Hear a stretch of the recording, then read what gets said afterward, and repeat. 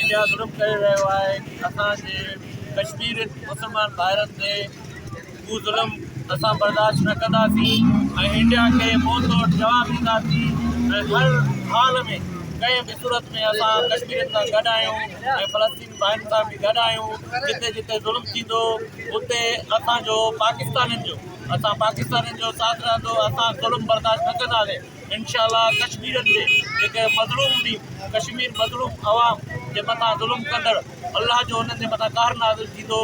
रब पाक उन्हनि खे जेको गर्क कंदो ऐं उहे सरासर ग़लति करनि था अलाह कंदो। इंशाअल्लाह कश्मीर बि आज़ादु थी असां वांगुरु हिकु सुठी ज़िंदगी ऐं आज़ादु ज़िंदगी गुज़ारींदो।